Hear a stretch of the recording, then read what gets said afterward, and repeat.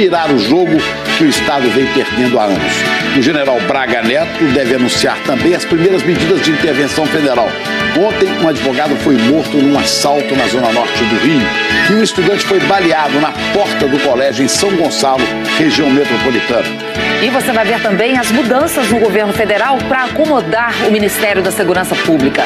Raul Jungmann assume a nova pasta e o Ministério da Defesa vai ser comandado por um militar pela primeira vez desde que foi criado, há quase 20 anos.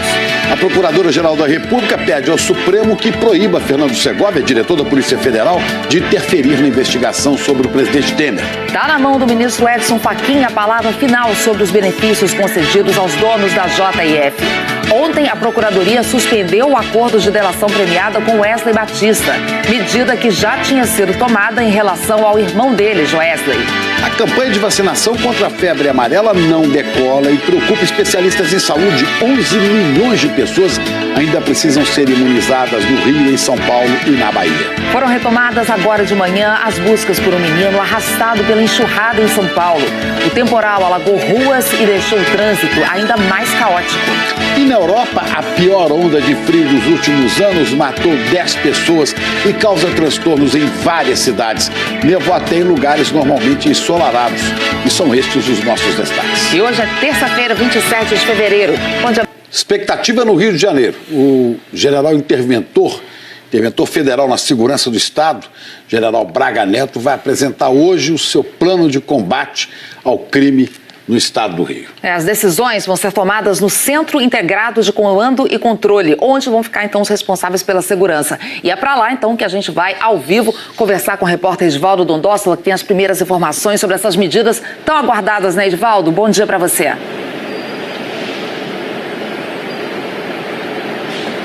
Oi, Ana, Chico, bom dia para vocês e para todos. Esse anúncio deve acontecer durante uma entrevista coletiva que está marcada para as 10 horas da manhã. Existe uma grande expectativa, como você disse, em torno desse anúncio, porque vai ser a primeira vez que o interventor, o general Braga Neto, deve dar detalhes de como vai funcionar esse plano de intervenção no Rio de Janeiro pelos próximos 10 meses.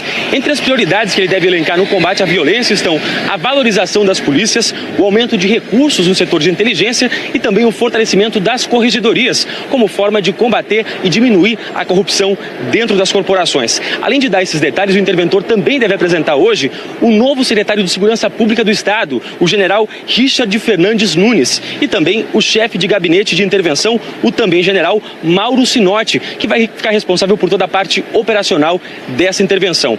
Também vai ser o interventor que vai escolher os novos chefes, tanto da Polícia Civil quanto da Polícia Militar. Mas esses nomes não devem ser apresentados hoje, isso deve ficar para um próximo anúncio no futuro. Chico e Ana. Obrigado, Edivaldo Dondossola, falando sobre a intervenção na segurança do Rio, que enquanto não acontece, a gente continua com a violência. Um estudante foi baleado num assalto ontem na região metropolitana do Rio, mesmo depois de entregar tudo aos bandidos. E horas depois, um advogado foi assassinado, também durante um assalto. O advogado Marcos Gil de Souza, de 43 anos, morreu depois de ser assaltado na Tijuca, zona norte do Rio. O advogado foi socorrido aqui para o Hospital Municipal Souza Aguiar, mas ele morreu logo depois. 5 horas antes, um adolescente de 16 anos também levou um tiro em outro assalto. O estudante saía do colégio em São Gonçalo, na região metropolitana. Ele entregou o celular, não reagiu e mesmo assim foi baleado na porta da escola. Ele foi levado para o hospital e passa bem. Ele está ciente, estável, sem nenhuma sequela, graças a Deus. Ontem, a Polícia Rodoviária Federal apreendeu um carregamento de armas num carro na Via Dutra, em Seropédica, na Baixada Fluminense. 12 fuzis, 33 pistolas, mais de 100 carregadores, uma granada e ainda aproximadamente 40 mil munições. O arsenal veio de Foz do Iguaçu, no Paraná, e seria entregue a traficantes da favela Nova Holanda, no Complexo da Maré, uma das áreas mais violentas do Rio. Nesta segunda-feira, caminhões e blindados do Exército voltaram a circular na região da Vila Kennedy, na zona oeste da cidade. Os militares retiraram barricadas montadas por traficantes. A Ordem dos Advogados do Rio de Janeiro anunciou que criou um observatório jurídico para acompanhar as ações da intervenção. O grupo resolveu pedir explicações às Forças Armadas sobre os critérios para fichamento de moradores de comunidades feito por soldados do Exército na semana passada. O que nos pareceu inequívoco é que esses critérios precisam ser públicos e comunicados à sociedade. Por essa razão, o Observatório deliberou por oficiar ao interventor para que ele forneça à OAB, mas sobretudo à sociedade fluminense, os critérios que devem pautar esse, entre aspas, fichamento. O Exército afirma que não houve ilegalidade e que fotografar pessoas com suas carteiras de identidade pode ser justificado para afastar qualquer suspeita de falsidade. Agora, muito importante, Ana, essa apreensão de armas na estrada, né, na Via Dutra. Em várias estradas que chegam no Rio, quantas pessoas essas armas iriam matar? É um cerco que já está sendo cobrado há muito tempo, que já era para ter acontecido. Armas que entram de avião, armas que entram por carros e armas que entram também pelo mar na Baía de Guanabara. Essa é uma ação da Polícia Federal, da Polícia Rodoviária Federal e do Exército, que precisa ser adotada também, rapidamente. E mantida, né? Não só nesse momento agora. E a gente tem falado muito aqui sobre essas operações em favelas no Rio de Janeiro, e são muitas favelas na cidade. Pelo menos 763, segundo o IBGE. 1 em cada 5 moradores da cidade vive nessas comunidades. E além dessa insegurança gerada pelo domínio do tráfico ou de milícias nessas comunidades, os moradores sofrem ainda com a falta de infraestrutura básica. Os repórteres Chico Regueira e Alberto Fernandes conversaram com jovens que vivem em 7 comunidades diferentes para saber como é viver num lugar assim. Existe liberdade de ir e vir no Rio de Janeiro? Restringida. Quando que o poder público comparece na sua comunidade? Somente de 4 em 4 anos. Como é viver num lugar assim? É complicado porque, primeiro, a gente não tem o direito de ir e vir e existem outros problemas, como o saneamento básico, por exemplo, coleta de lixo. O lixo irrita, o lixo fede, o lixo traz doença, o lixo invade o espaço da rua, impede também o espaço de ir e vir. Quando eu saio de casa e eu vou voltar muito tarde, se eu recebo uma ligação da minha mãe, eu já sei que é porque está tendo algum tipo de confronto. Como é que você se comporta em meio a um confronto que está no seu caminho de casa, de ida ou de volta? Assim, geralmente, quando está tendo tiroteio, quando está tendo algum tipo de operação policial, ou quando está tendo guerra entre milícia e tráfico, a gente... Quem está em casa continua em casa e quem está na rua permanece até a situação acalmar e poder retornar para casa. Não existe liberdade no Rio de Janeiro. A preocupação de ter que entrar em contato para saber se você pode chegar em casa, assim, é bem prática, é bem diária, assim, de você ligar, e aí, pode entrar, tá tranquilo, a polícia tá aí, tá tendo operação, isso é corriqueiro em lugares como Costa Barros, Tijuca, Parque Colúmbia. Faltam serviços básicos? Sim, falta água, bateu uma chuvinha, acabou a nossa água, a água potável, a nossa base de vida, né, de sobrevivência.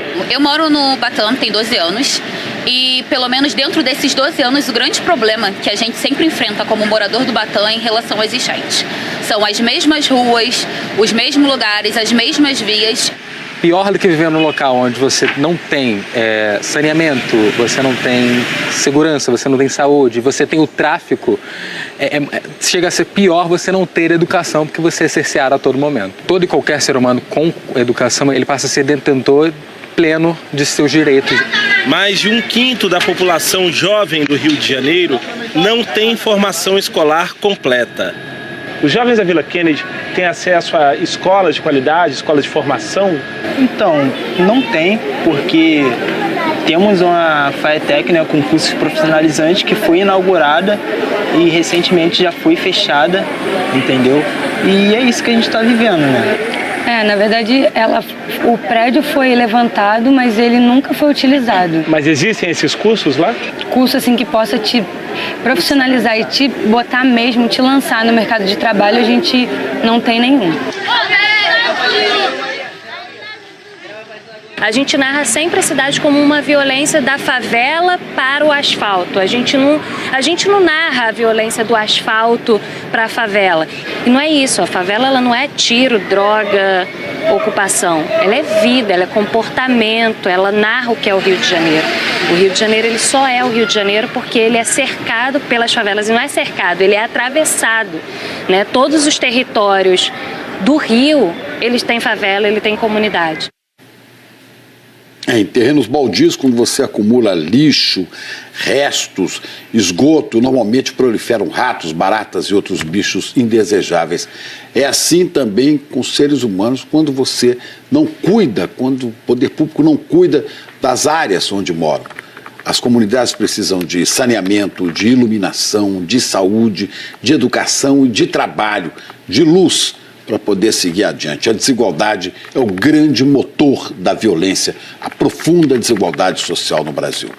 E o novo ministro da Segurança Pública toma posse agora de manhã. Raul Jungmann sai do Ministério da Defesa para comandar a integração do sistema de segurança de todo o país. Vamos falar em Brasília com a Juliana Morrone para saber os detalhes, porque o ministro assume sob forte cobrança, principalmente porque muitos projetos anunciados lá atrás, né, Juliana, nem saíram do papel. São muitos os desafios, né, Chico? Bom dia a você, bom dia, Ana, bom dia a todos. Olha, no ano passado, por exemplo, foi anunciado um plano nacional de segurança depois daquela crise no sistema penitenciário. Na prática, nada mudou, nada avançou. Outros projetos sugeridos pelos governos estaduais ficaram na gaveta porque não estavam bem elaborados. A medida provisória foi assinada ontem à noite. Assim, foi formalizada a criação do Ministério Extraordinário da Segurança Pública, o 29º do governo Temer. A nova pasta, segundo a MP, vai coordenar e promover a integração da segurança pública em todo o território nacional, em cooperação com os estados. Raul Jungmann foi deslocado do Ministério da Defesa para o posto 10 dias depois de decretada a intervenção federal na segurança do Rio e vai comandar a Polícia Federal, Polícia Rodoviária Federal, a Força Nacional e o Departamento Penitenciário, que faziam parte do Ministério da Justiça. Os servidores que já fazem parte do quadro vão ser transferidos para o novo Ministério da Segurança Pública. Mas a medida provisória não trouxe quantos novos cargos vão ser criados para a pasta. Segundo a Casa Civil, essa análise vai ser feita de acordo com a necessidade da nova estrutura. O governo chegou a falar em 11 novos cargos. Para o ministro, o salário é de quase R$31 mil. Para o secretário executivo é de mais de R$16 mil. E para os comissionados pode variar de R$2 a R$16 mil. Para a oposição, a criação do ministério é medida eleitoreira e não se justifica. A rede diz que o Plano Nacional de Segurança, lançado há um ano, sequer foi cumprido. Nenhum dos 5 presídios foi feito e a cooperação entre as polícias não aconteceu. O que resolve o problema da segurança pública não é criar novos ministérios, é política de segurança pública. O investimento em inteligência, com o papel devido das Forças Armadas, evitando o tráfico de armas e o tráfico de drogas, é isso que resolve. Para líderes governistas, a oposição está no papel de criticar e a preocupação com dinheiro não procede. O governo, quando autoriza esse tipo de despesa, ele sabe que tem o financeiro. É óbvio que não vai haver milhões, assim, um exagero, mas tem recursos sim para vencer essa guerra contra os bandidos, os traficantes lá no Rio de Janeiro, bloquear mais a fronteira e dar um exemplo de que polícia existe. O Congresso vai ter 120 dias para aprovar a medida provisória. Pode também rejeitar ou mudar a MP. E os presidentes da Câmara e do Senado querem, nesse tempo, aprovar projetos de segurança. No Senado, tem um que proíbe o bloqueio de dinheiro do orçamento da União para a área de segurança. E o presidente da Câmara disse que hoje discute com os líderes um projeto que cria o Sistema Único de Segurança Pública. Quanto ao Ministério da Justiça, esse continua com Torquato Jardim, que terá a pasta reduzida à metade. E no Ministério da Defesa, no lugar de Jungmann, assume interinamente o general do Exército Joaquim Silva Luna. o primeiro militar no comando da pasta desde a criação em 99. Governistas defendem que ele fique no cargo até abril, quando o presidente deve fazer uma reforma na esplanada com a saída dos que serão candidatos. E há quem defenda a volta de um civil para o posto. Com a divisão, o Ministério da Justiça continua cuidando de questões sociais envolvendo refugiados, extradições e até políticas de combate às drogas. Ana, Chico. Pois é, né, Juliana? O Ministério é extraordinário, intervenção federal no Rio também, em princípio, até o fim do ano só, ou seja, tudo tem data para acabar, tudo é provisório, é a hora de andar realmente com esses projetos que podem, de fato, fazer a diferença na hora da segurança. Até já, viu? Vamos falar agora da situação das estradas brasileiras e dos valores cobrados nos pedágios. Um levantamento do Tribunal de Contas da União constatou que o valor da tarifa tem subido acima da inflação em rodovias administradas por empresas particulares. E, enquanto isso, obras previstas em contratos estão atrasadas ou até paradas. A gente separou aqui alguns números que vão mostrar bem a dimensão desse problema. Olha aqui, quase todas as 21 concessionárias que são fiscalizadas pela ANTT, que é a Agência Nacional de Transportes Terrestres, aplicaram reajustes acima da inflação. Em 2 casos, tivemos esse aumento aqui, olha, de 70% acima da inflação. E isso sem apresentar a contrapartida que é exigida de obras previstas em contrato. Pelo menos 1/3 dessas concessionárias deixaram de executar entre 70% e 100% das obras previstas nos contratos entre 2009 e 2014.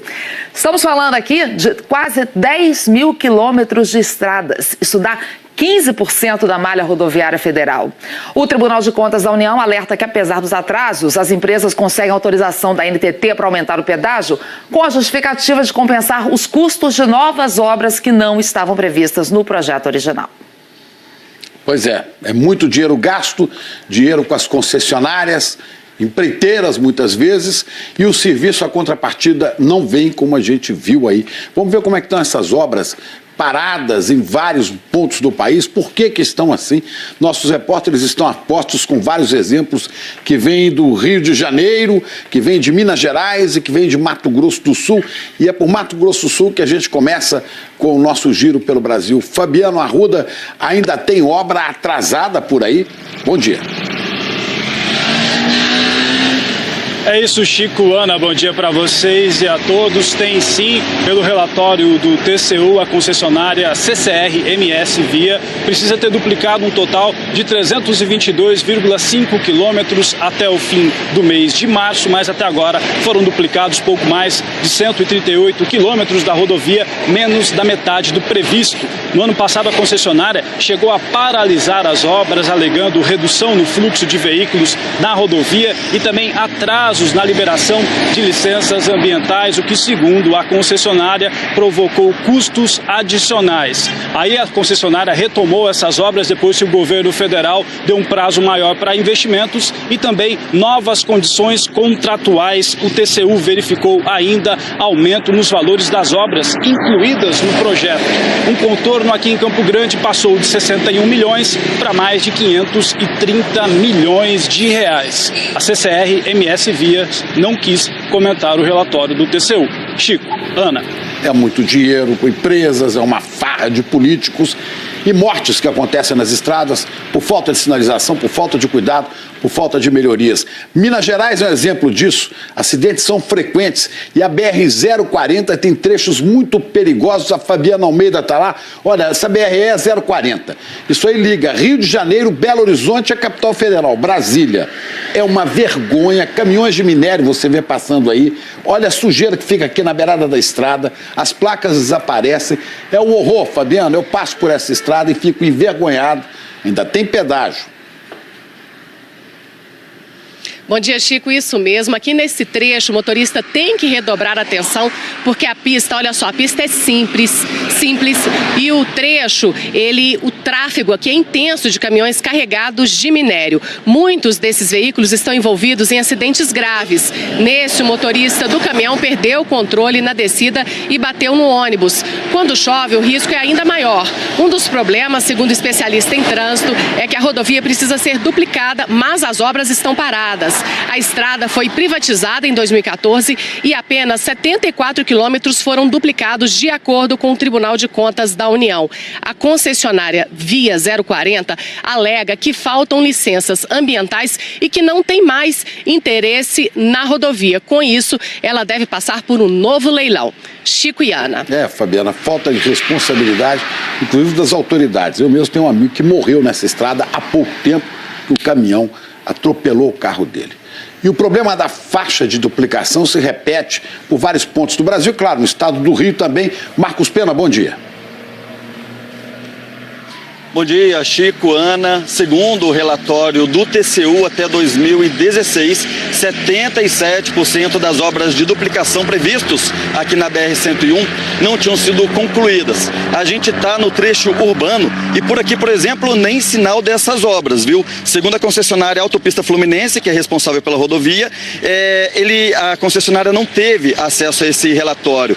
Informou ainda que dos 166 quilômetros de duplicação previstos em contrato, 125 foram concluídos entre 2014 e 2017. Já para duplicar os 46 quilômetros restantes entre Macaé e Casimiro de Abreu, é preciso uma licença ambiental. A previsão é de que essas obras comecem ainda este ano. A concessionária informou ainda que a duplicação ajudou a reduzir o número de mortes. Em 2017, por exemplo, foram 195 mortes, em 2013, perdão. E no ano passado, 70 pessoas perderam a vida entre Niterói e o Espírito Santo. Chico, Ana. Ok, obrigado. Marcos, obrigada, viu? Problema para tudo que é lado, então vamos lá para Brasília saber o que diz a Agência Nacional de Transportes Terrestres, que é a responsável por fiscalizar todos os contratos com as empresas privadas que administram essas rodovias. A Joconda Brasil traz as explicações apresentadas aí para essa coleção de problemas que a gente acabou de ver, né, Joconda? Bom dia. Bom dia para você também, Ana, Chico, e bom dia a todos. A ANTT diz que essa análise do Tribunal de Contas da União é parcial. Leva em consideração apenas um ano dos contratos que possuem entre 25 e 35 anos de duração e que isso leva a conclusões equivocadas sobre a execução real desses serviços. Sobre as tarifas, a ANTT disse que os reajustes são anuais e por força de lei e necessários para manter o equilíbrio econômico-financeiro desses contratos. O Tribunal de Contas da União informou que essa análise ainda vai receber a manifestação do Ministério Público junto ao próprio tribunal e que depois o processo seguirá para um relator que pode concordar ou não com essas análises técnicas. O tribunal não tem prazo para levar a votação desse processo para o plenário. Já a Associação Brasileira de Concessionárias de Rodovias disse que o TCU fez uma análise simplista e distante da realidade. Desconsidera índices de execuções previstos nos contratos e ignora a interferência decorrente atraso decorrente da interferência pública e da morosidade previstas em obtenções que não constavam nos contratos originais, nos projetos originais dessas concessões. Chico e Ana. Quando que não é amoroso, né? O recebimento do dinheiro do pedágio e a burocracia. Agora, quem viaja pelas estradas sabe a situação que nós encontramos. Explicações a burocracia tem todas, mas não resolve o problema.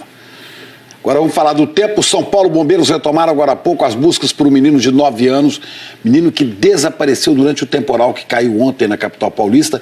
Zelda Mello acompanha essas buscas. Como é que foi que aconteceu essa tragédia, Zelda? Bom dia.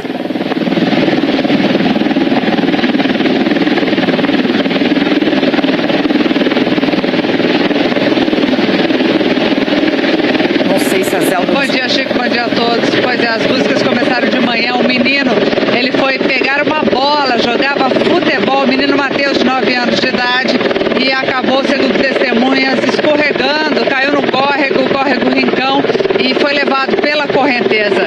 As buscas estão concentradas agora de manhã porque há previsão de chuva forte ainda no período da tarde. São 3 frentes, uma indo pelo córrego, uma frente aérea e outra equipe indo por terra para ver se encontra um menino. Essas 3 equipes devem se encontrar na altura da Marginal Tietê. A grande dificuldade dos bombeiros aqui é que este córrego ele tem várias galerias Então, no trecho em que ele é descoberto, é um pouco mais fácil fazer a busca, mas quando se fala nas galerias fechadas, aí essa é a grande dificuldade dos bombeiros. Ontem choveu forte na cidade, vários córregos transbordaram e o trânsito ficou extremamente complicado. Chico, Ana. Que desespero aí, né, Zelda? Obrigada pelas informações. Vamos falar então mais dessa chuva com a Isabela Camargo? Saber se tem previsão realmente, né, de mais chuva para São Paulo. A Zelda já adiantou, né, Isabela, que vai ter mais chuva, mas vai ser forte assim que nessa de ontem? Vai sim, Ana. Bom dia para você, Chico. Bom dia a todos. Tem previsão de mais chuva em todo o estado de São Paulo e na capital paulista, então pode cair essa mesma chuva persistente de ontem, com raios, principalmente à tarde, ou seja, novos alagamentos e transbordamentos podem ocorrer. O tempo está bem instável de norte a sul do país, então o sol está aparecendo entre muitas nuvens agora em toda a região sul, centro-oeste, no sudeste, então todo o estado de São Paulo, Rio de Janeiro, parte do Espírito Santo, Minas, região norte, todo esse verde então, mesmo com o sol de agora cedo, pode chover a qualquer hora, tá certo? Em alguns, especialmente, já vou detalhar, principalmente à tarde. Aqui no Nordeste, Maranhão, Piauí, Ceará, na faixa leste do Rio Grande do Norte até na Bahia, também pancadas de chuva e o tempo firme hoje só aqui então do interior do Rio Grande do Norte, passando pelo Nordeste de Minas e parte do Espírito Santo. Agora, no Rio de Janeiro, Chico e Ana, atenção, tem previsão de chuva à tarde? Tem, só que o grosso da chuva, os temporais, aí para o Rio de Janeiro estão sendo esperados para o período da noite. Cuidado, alerta. Pois é. E ontem você falou também dos açudes do Nordeste, né? Porque a chuva está transtorno na cidade grande, mas no Nordeste, por exemplo, é uma felicidade. Os açudes estão se recuperando com essas chuvas. E os rios da região norte, como é que estão, hein?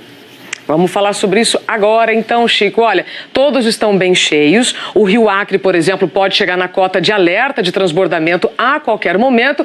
Já em Rondônia, o Rio Madeira está quase lá. Olha só, e lá no Pará, o rio Xingu já transbordou. Em compensação, na região norte, em Roraima, tem chovido menos nesta estação e aí o número de queimadas aumentou mais de 300% se a gente comparar aí com o mesmo período do ano passado. Mas hoje, então, como vimos, tem previsão então de chuva para reduzir novos focos de incêndio. Falta ainda te falar sobre as temperaturas dessa terça-feira, né? Olha só, tudo dentro da normalidade. 33 lá em Boa Vista, 30 em Belém, Rio Branco, Campo Grande, lá em Recife, 29 em Goiânia, São Paulo e também em Curitiba. Rio de Janeiro e Porto Alegre, 31 graus. Para encerrar nossa conversa de hoje, agora eu quero te mostrar um halo solar que apareceu ontem no céu de Florianópolis. Veja, parece um arco-íris, né, em torno do sol, mas ele acontece com a presença de nuvens do tipo cirrus, que ficam bem altas.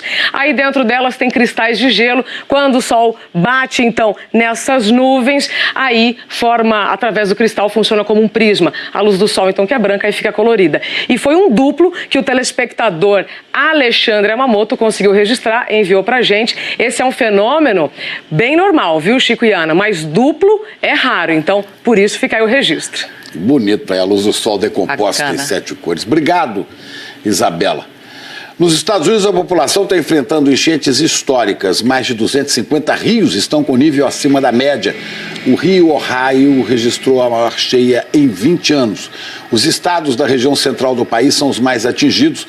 A água destruiu casas, lojas, carros. 5 pessoas morreram e a previsão nos Estados Unidos é de mais chuva para os próximos dias. Já na Europa, uma onda de frio que veio da Sibéria fez as temperaturas despencarem. 10 pessoas morreram e várias cidades enfrentam transtornos por causa das nevascas. Então vamos ao vivo até Londres falar com Pedro Vedova. Pedro, bom dia. Como é que está esse frio por aí? Bom dia, Ana, Chico, bom dia para todo mundo. Olha, aqui em Londres está fazendo um friozinho de 0 grau, várias regiões estão em alerta.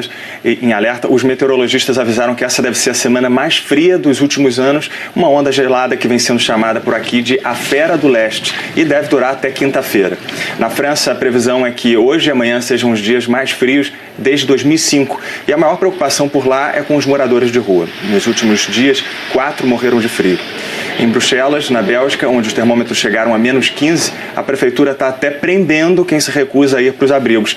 E olha, está nevando até em lugares onde isso não costuma acontecer, como na costa da Croácia. Na Itália, a temperatura chegou a menos 40 numa montanha perto de Veneza. E hoje nevou até em Nápoles, uma das cidades mais ensolaradas do país. A capital Roma enfrenta também muitos problemas por causa dessa neve que caiu fora de época. Os floquinhos de neve, leves como pluma, parecem inofensivos. Mas se em Roma nevasse frequentemente, talvez esta não fosse a cidade antiga mais bem preservada do mundo. Porque a neve pesa sobre as estruturas e provoca muitos estragos. Depois de mais de 6 anos, uma frente fria da Sibéria trouxe muita neve ontem, acumulando quase 10 centímetros de gelo. No chão, nos telhados, nos carros. Escolas ficaram fechadas e os serviços de trem e transporte público paralisados, na capital acostumada aos invernos suaves. Os trens regionais sofreram um atraso de 7 horas e 70% deles não partiram. Alguns voos também foram cancelados. Os ramos de árvores caídos bloquearam estradas, causando congestionamento de trânsito. A Defesa Civil mobilizou trabalhadores para ajudar a limpar os detritos e a lama do solo. A ausência da prefeita Virginia Radi, que está no México para a conferência sobre o clima, causou críticas e discussão política a poucos dias das eleições. Completamente brancos, os parques atraíram romanos e turistas para brincar, enquanto pais acompanhavam os filhos ao ar livre. A neve pode ter se dissolvido nos telhados de Roma, mas com a temperatura gelada de 4 graus negativos, as escolas vão ficar fechadas até a semana que vem. Hoje está nevando em Nápoles, no sul da Itália. A cidade, frequentemente quente e ensolarada, teve que fechar escolas e o aeroporto. O medo do mau tempo tem provocado cenas como essa de Dublin, na Irlanda, prateleiras completamente vazias. Essa, por exemplo, era a seção de pães. Os moradores receberam 3 alertas de nevascas fortes e correram para os supermercados. A previsão é de que o tempo piore por lá a partir de amanhã. Chico, Ana. Obrigado, Pedro Vedova. E também da Europa vem uma notícia que preocupa agora de manhã, e é no esporte, é sobre o craque Neymar, que vai ter que ser operado, só deve voltar aos gramados em maio, um mês antes da Copa. Uma recuperação muito mais longa do que havia sido divulgada ontem. Daqui a pouco a gente vai trazer todos os detalhes sobre Neymar direto de Paris. Valeu, Chico. Vamos para o intervalo? Mercado imobiliário. Contratos fechados nos últimos 3 meses, principalmente em São Paulo, estão puxando a recuperação do setor. Então vamos para lá falar sobre isso com o Rodrigo Bocardi. Oi, Rodrigo, bom dia. Oi, Ana, Chico, um bom dia, tudo bem? Bom dia a todos. Olha, é uma recuperação muito importante, não é? Porque a construção civil, a gente sabe, gera muitos empregos, movimenta a economia e com a retomada nas vendas, inclusive as construtoras já planejam aumentar os lançamentos este ano. Vamos ver.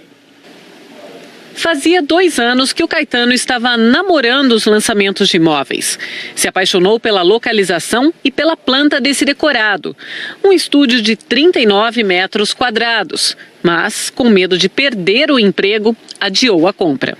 Eu não tinha nenhum indício disso, porém, conservador que sou, achei melhor não dar esse passo naquele momento. E acho que foi uma decisão muito sábia, porque acabei sendo desligado. E agora que eu me recoloquei, agora que eu estou vendo que o mercado tá retomando, pelo menos para alguns setores, eu acabei me sentindo mais seguro para dar esse grande passo. A construtora lançou esse prédio no fim de 2016 e até agora vendeu 70% dos apartamentos. Mas os negócios só começaram a sair mesmo do meio do ano passado para frente, principalmente no fim do ano, quando apareceram sinais mais claros de recuperação da economia.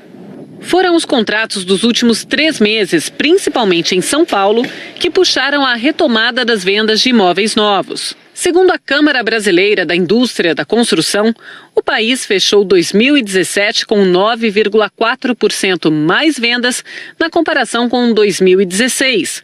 Também teve mais lançamentos, 5,2%. Em todo o Brasil, hoje 135 mil imóveis novos estão à espera de um comprador. Número 12% menor do que um ano atrás. Sinal de que mais lançamentos devem vir por aí.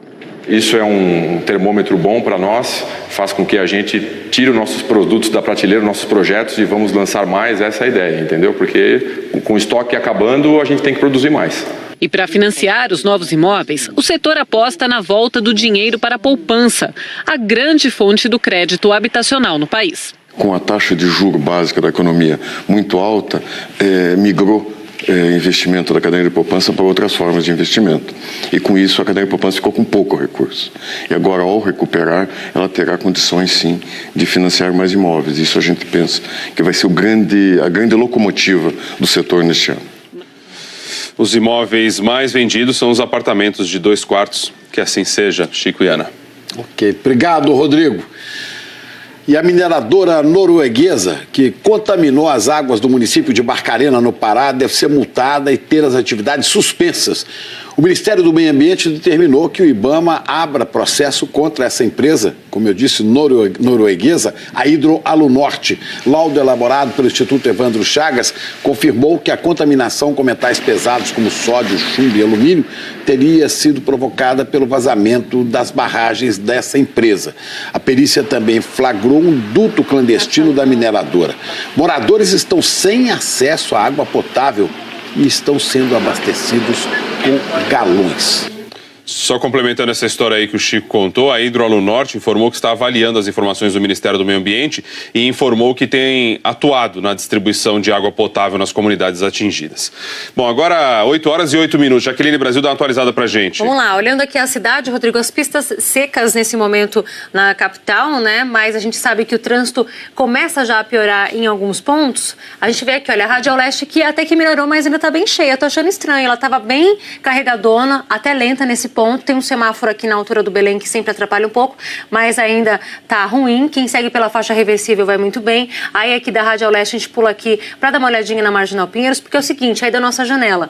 Tá vendo que aqui, ó, o trânsito tá fluindo muito bem? Não dá para a gente observar, mas mais à frente, quem sai da Avenida Jornalista Roberto Marinho acaba pisando no freio. Daqui a gente não tem essa imagem, mas aqui sim, olha, no Waze. Olha, dá uma olhada. Tá com trânsito muito lento. Quem sai aí, ó. Quem sai aqui pela ponte, o trânsito lento, inclusive nos 2 sentidos, em direção a Interlagos também, Rodrigo. Valeu, obrigado, Jaque. A gente volta já já. 8 horas e 8 minutos agora.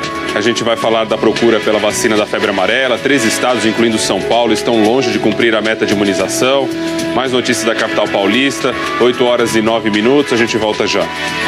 Agentes da Polícia Federal e da Receita Federal estão nas ruas de 5 estados brasileiros fazendo uma operação contra fraudes na comercialização e na produção de ouro. Vamos falar com Luciano Abreu em Manaus, que ele tem os detalhes. Os investigadores estimam que o esquema tenha causado um dano milionário, né, Luciano? Bom dia. Olá, bom dia a todos. Isso mesmo, de acordo com a Polícia Federal, teria movimentado aí cerca de 30 milhões de reais. Essa organização criminosa comercializava ouro aí obtido de forma ilegal e, além disso, desfrutava de incentivos fiscais da Zona Franca de Manaus. Por isso, além da Polícia Federal, tem o envolvimento aí da Receita Federal. De acordo com a investigação, esse ouro era obtido de áreas com alto índice de garimpo ilegal.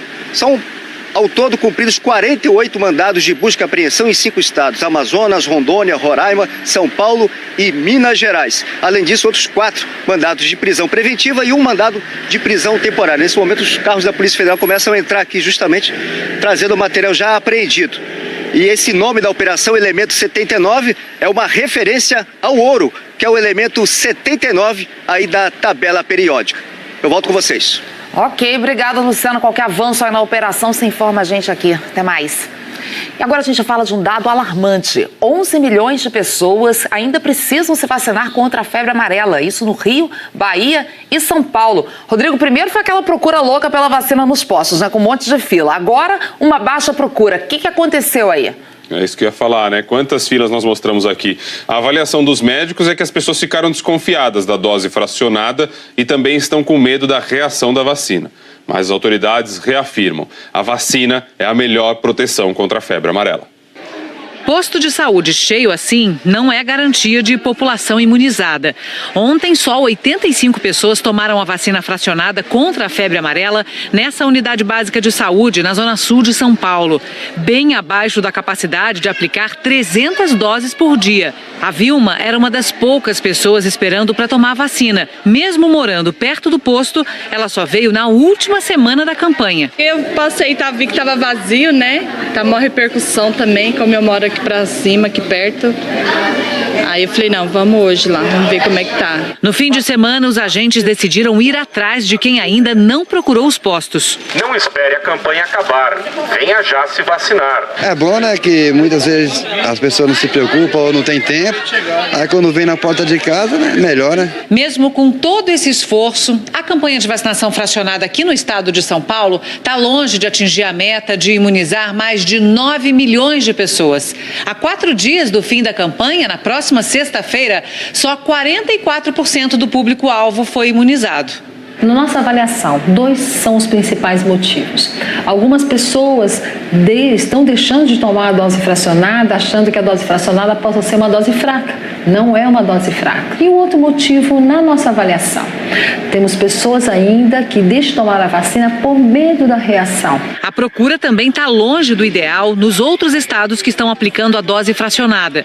No Rio de Janeiro, a meta é imunizar 14 milhões de moradores, mas 5 milhões ainda não tomaram a vacina nos 15 municípios que participam da campanha. Na Bahia, que começou a vacinar a população mais tarde, no dia 19 de fevereiro, 1,5 milhão de pessoas ainda precisam ser imunizadas, pouco mais da metade do público-alvo. Eu achei que tem muito pouca gente. E pouca gente nos postos preocupa a presidente da Sociedade Brasileira de Imunizações. A impressão que a gente tem é que adulto só procura a vacina quando a doença já aconteceu do seu lado. É a cultura do tratamento e não da prevenção. E o não acreditar no risco da doença, para mim, é o fator mais importante. Tá, então, pessoal, é anotar na agenda, né? Olha, aqui em São Paulo a vacinação vai até a próxima sexta-feira. No sábado, dia 3 de março, é o dia D de vacinação contra a febre amarela no Rio de Janeiro. E na Bahia, a campanha termina no dia 9 de março. Chico e Ana, ficar atento, depois não vale ficar aí reclamando de fila ou que não encontrou a vacina, não é? Pois é, a situação é grave, né, Rodrigo? Porque além de Rio, São Paulo e Bahia, Minas Gerais, por exemplo, eu falava hoje com Belo Horizonte, são 86 mortes por febre amarela no estado de Minas Gerais em poucos meses, acho que 6 meses para cá. Coisa louca. Isso aí. Obrigado. Até já. Termina amanhã o prazo para aposentados e pensionistas do INSS fazerem a comprovação de vida. Vamos falar com o André Azeredo, porque só não fez, quem não fez o recadastramento no ano passado é que precisa comparecer aos bancos. Não é isso, André? Bom dia. Bom dia, Chico. Importante informação. Vamos frisar, então, a prova de vida para evitar fraude no sistema do regime geral da assistência social e INSS. Aposentados e pensionistas, então, que não fizeram o recadastramento no ano passado. Não fizeram o recadastramento no ano passado. Não é preciso ir à agência do INSS. A pessoa deve ir ao banco em que recebe o benefício, a aposentadoria ou pensão do INSS. Pergunte ao banco se já está recadastrado antes de ir até lá. Não precisa ir à agência do INSS. Vá ao banco levando um documento com foto para fazer o recadastramento se já não fez no ano passado. Ligue para a gerência, vá até o banco, pergunte se não fez, vá, aí já pode ir até o dia 28, então, onde encerra o prazo, para a pessoa levar um documento com foto e fazer o recadastramento. Das 34 milhões de beneficiários, 3 milhões e 200 mil ainda não fizeram isso. São Paulo, André Azeredo, para o Bom Dia Brasil. Olha, André Azeredo, a gente vai voltar a falar agora sobre as buscas aí pelo menino Matheus, arrastado pelo temporal de ontem aqui em São Paulo. Zelda Mello acompanha alguma novidade, Zelda? Oi, Rodrigo, até agora não, viu? Os bombeiros começaram as buscas, retomaram as buscas por volta das 7 horas da manhã, já fizeram um bom trecho aqui do córrego Rincão, um trecho que fica a céu aberto, e agora, olha, eles estão entrando na parte mais difícil para os bombeiros, que é justamente as galerias subterrâneas, são pelo menos 200 metros de galerias subterrâneas e as buscas começam agora, são 3 frentes que estão atuando, tem o apoio aéreo da Polícia Militar, tem uma equipe seguindo por terra e tem os homens vasculhando o córrego, seguindo todo o trajeto do córrego Rincão até o Aricanduva, até a Marginal Tietê. Rodrigo. Muito obrigado, Zelda. Qualquer novidade é só chamar a gente aqui. 8h18, Isabela Camargo, assim como fizemos no primeiro bloco, fazemos agora, alertando aí para o que vem pela frente, mais um dia de chuva, né? Sim, chuva como ontem, gente, persistente. Bom dia para você, Rodrigo, bom dia para você também. Acima dessas nuvens que nós estamos vendo no céu, tem mais nuvens carregadas, é muita umidade chegando aqui do interior do país.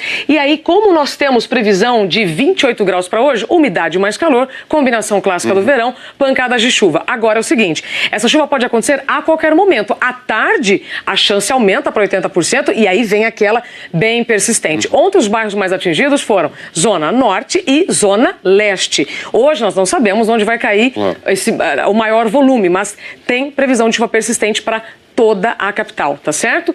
Agora, além da região metropolitana, Vale do Paraíba também, previsão de 60 milímetros. Ontem, na média na cidade, a média foi de 40 milímetros. Mais 60 de hoje, como a gente está aqui, ou seja, a gente pode acumular 100 milímetros em 2 dias e aí então tem nova chance para transbordamento de córregos e mais alagamentos. Os próximos dias continuam estáveis e iguaizinhos, tá? Confirmado, 90% de chance de chuva, 10, 15 milímetros até sexta-feira. Tá bom. Bom, pessoal, atenção, né? Se cuide das crianças, é o que a gente está vendo aí.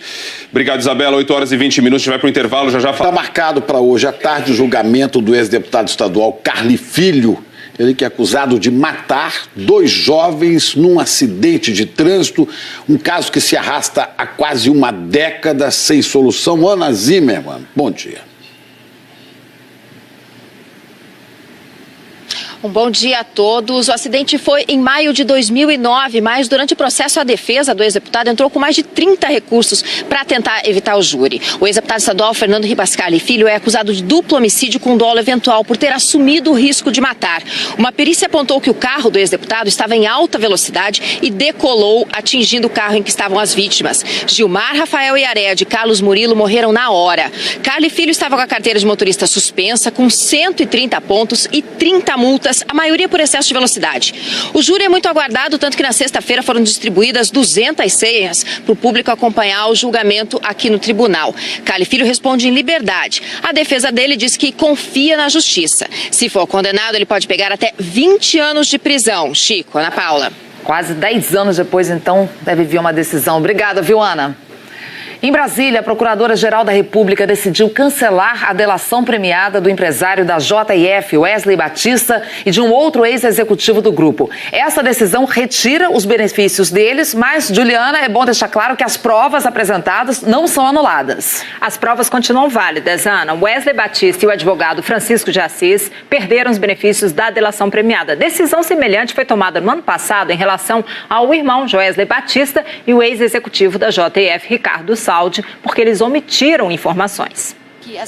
A justificativa da Procuradora-Geral da República, Raquel Dodge, é de que o empresário Wesley Batista e o advogado da JF, Francisco de Assis e Silva, omitiram fatos criminosos. A procuradora pediu ao Supremo Tribunal Federal que rescinda os acordos de colaboração premiada dos dois. O Ministério Público diz que durante a negociação das delações, eles deixaram de informar ao MPF fatos ilícitos, como a contratação pela JF do então procurador da República, Marcelo Miller, o que configura a corrupção ativa.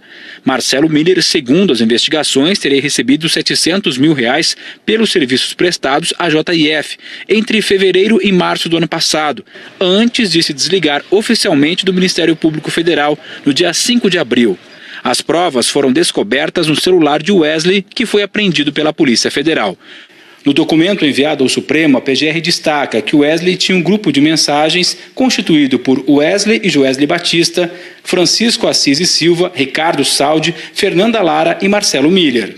Em um trecho de 27 de março do ano passado, Wesley tentou marcar um encontro com Miller, mas Francisco respondeu: ele tem expediente no atual emprego dele e não pode. De acordo com a PGR, todos do grupo sabiam que Marcelo Miller não podia atuar simultaneamente nos dois lados do balcão, pois, pela função pública dele, não podia sequer tratar do assunto. Contra Wesley também pesa outra suspeita: uso indevido de informações privilegiadas e manipulação do mercado financeiro. Os irmãos Batista teriam lucrado cerca de $100 milhões ao vender ações de uma empresa do grupo e comprar dólares antes da divulgação do acordo, que eles sabiam que poderia interferir nos negócios do grupo. Em setembro do ano passado, então Procurador-Geral da República, Rodrigo Janot, já tinha pedido para cancelar os acordos de Joesley Batista e Ricardo Saldi por omitirem informações. Os dois estão presos. Já Wesley Batista foi solto na semana passada por decisão do Superior Tribunal de Justiça. A situação dos 4 executivos da JIF é a mesma. O Ministério Público Federal quer que Joesley e Wesley Batista, Ricardo Saldi e Francisco de Assis percam os benefícios dos acordos de delação que eles fecharam em maio do ano passado e que respondam pelos crimes supostamente cometidos sem direito a qualquer imunidade. A decisão se as 4 delações vão ser ou não canceladas cabe ao ministro do Supremo Tribunal Federal, Luiz Edson Fachin. A JF informou que as defesas de Wesley Batista e Francisco de Assis não vão se manifestar. A defesa de Marcelo Miller declarou que não recebeu qualquer remuneração de fonte privada antes de 5 de abril de 2017, que já havia pedido exoneração quando começou as atividades em âmbito privado e que essas atividades não tiveram nenhuma relação com o trabalho dele no Ministério Público Federal. E que os R$700 mil não correspondem por nenhum critério às horas trabalhadas enquanto esteve no escritório de advocacia. Ana, Chico. Tá bom, obrigado, Juliana.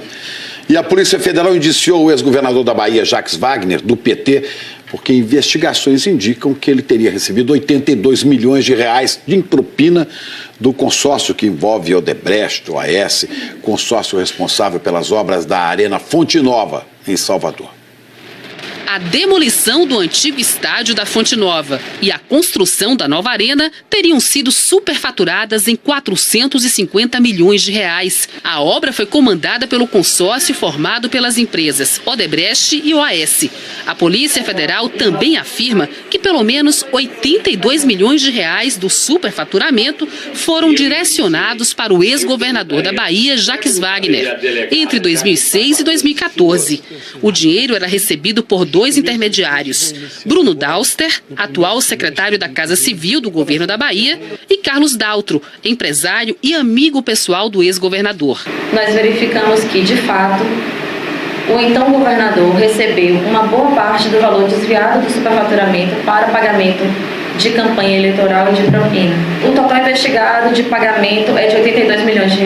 A Polícia Federal afirma que só R$3,5 milhões foram declarados como doação oficial da campanha eleitoral de 2014 e que a outra parte foi entregue em espécie, sendo que uma parcela de R$500 mil na casa da mãe de Jacques Wagner, no Rio de Janeiro. Ontem, agentes da Polícia Federal cumpriram 7 mandados de busca e apreensão em diversos endereços de Salvador, entre eles o apartamento do ex-governador, no centro da capital baiana. Saíram levando malotes com documentos e 15 relógios de luxo. O nome de Jacques Wagner apareceu nas delações da Odebrecht, fechadas no início do ano passado. Ele foi ministro dos governos Lula e Dilma, governador da Bahia pelo PT entre 2007 e 2014 e é atualmente secretário estadual de Desenvolvimento Econômico. O ex-governador da Bahia negou qualquer recebimento de propina. Eu referi veementemente as afirmações infundadas que foram prestadas hoje na coletiva da Polícia Federal. Elas são infundadas e, na minha opinião, só servem para virar manchete de jornal. Eu não sei de onde retiraram aquele valor de 82 milhões e acho estranho que antes da investigação chegar ao fim, alguém já se pronuncie nesses termos. A Polícia Federal chegou a pedir a prisão temporária do ex-governador da Bahia e dos outros 2 envolvidos na acusação. Mas as prisões foram negadas pelo Tribunal Regional Federal da Primeira Região. A Polícia Federal disse ainda que vai ouvir os 3 envolvidos assim que todo o material apreendido for analisado, o que deve acontecer em 15 dias. A concessionária responsável pela Arena Fonte Nova disse que aguarda informações oficiais sobre a operação e que está à disposição das autoridades para colaborar. A Odebrecht afirmou que já reconheceu erros, pediu desculpas públicas e que está colaborando com a Justiça. A defesa de Bruno Dauster disse que ele não era secretário da Casa Civil na época dos fatos investigados, que estranhou a inclusão do nome dele na operação e que deseja um amplo esclarecimento o mais rápido possível. Nós não conseguimos contato com a defesa de Carlos Daltro e nem com a OAS. O ex-presidente Lula prestou depoimento ontem na Polícia Federal em São Paulo, no inquérito que apura suspeitas de pagamento de mesada da Odebrecht para um irmão dele, Frei Chico. A acusação foi feita pelos delatores Hilberto Mascarenhas e Alexandrino Alencar. Eles disseram que a empreiteira pagou a mesada por 13 anos e que o valor chegou a ser de R$5 mil por mês. O depoimento de Lula durou cerca de 2 horas e ele negou as acusações. A defesa disse que não vai comentar e nós não conseguimos falar com o Frei Chico.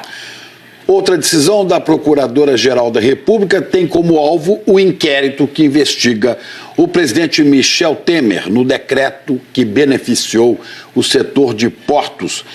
A Raquel Dodge, a Procuradora-Geral da República, pediu ao Supremo que o diretor-geral da Polícia Federal, Fernando Segovia, seja impedido de interferir na investigação, né, Juliana Morrone? Bom dia. Chico, e Dodge lembrou quais são as funções dele, do diretor-geral. Dodge pediu também ao ministro Luiz Roberto Barroso, relator do inquérito, que Fernando Segovia seja impedido de se manifestar sobre investigações em curso, sob pena de afastamento do cargo. Raquel Dodge reforçou que o regimento interno da Polícia Federal prevê que o cargo ocupado por Fernando Segovia tem natureza administrativa, de forma que seu titular não tem atribuição para conduzir investigações.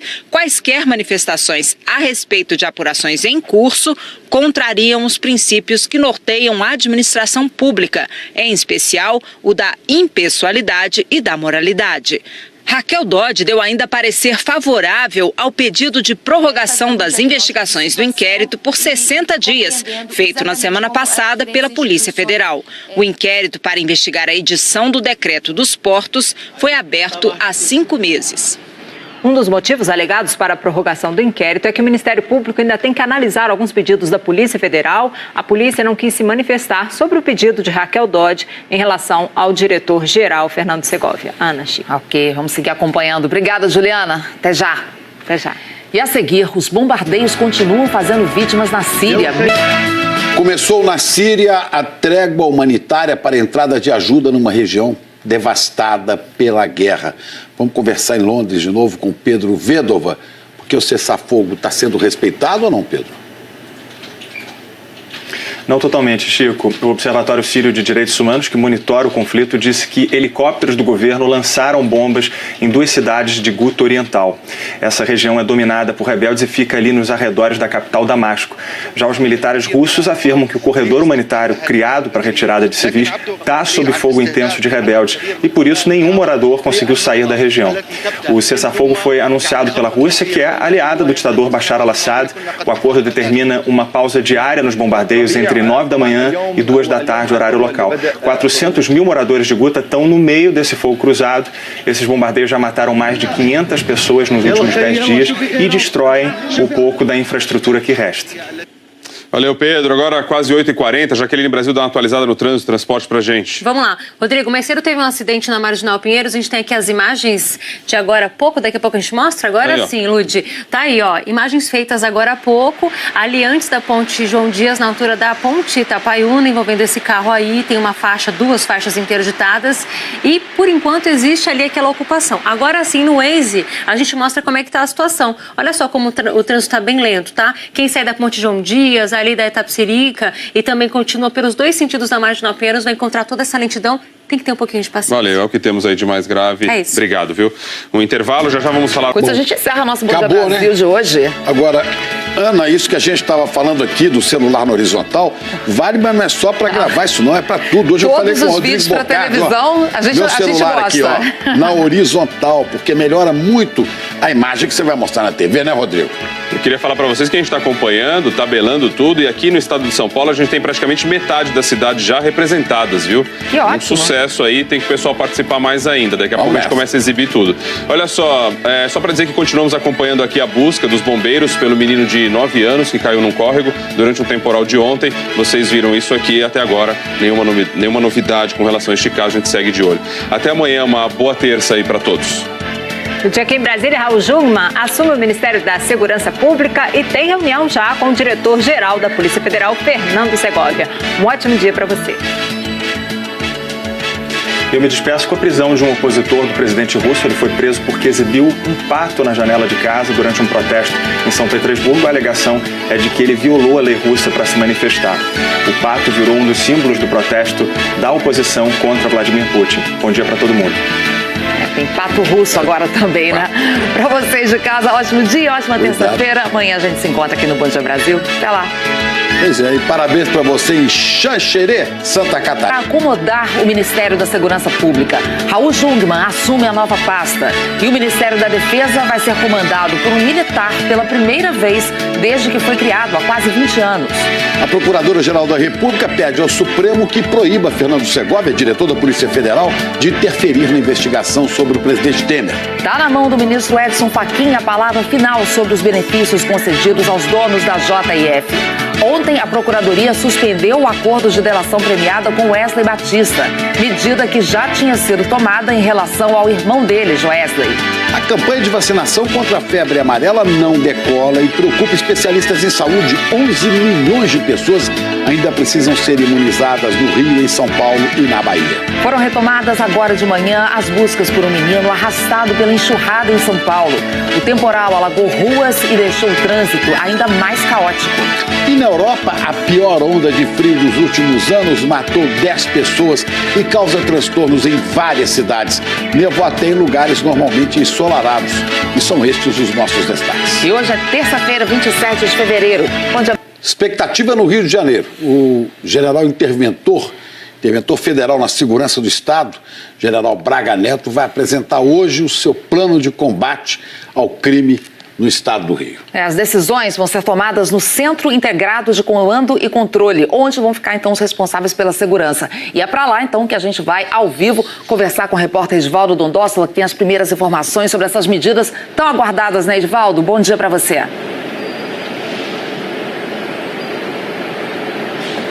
Oi, Ana, Chico, bom dia para vocês e para todos. Esse anúncio deve acontecer durante uma entrevista coletiva que está marcada para as 10 horas da manhã. Existe uma grande expectativa, como você disse, em torno desse anúncio, porque vai ser a primeira vez que o interventor, o general Braga Neto, deve dar detalhes de como vai funcionar esse plano de intervenção no Rio de Janeiro pelos próximos 10 meses. Entre as prioridades que ele deve elencar no combate à violência estão a valorização das polícias, o aumento de recursos no setor de inteligência e também o fortalecimento das corregedorias, como forma de combater e diminuir a corrupção dentro das corporações. Além de dar esses detalhes, o interventor também deve apresentar hoje o novo secretário de Segurança Pública do Estado, o general Richard Fernandes Nunes, e também o chefe de gabinete de intervenção, o também general Mauro Sinotti, que vai ficar responsável por toda a parte operacional dessa intervenção.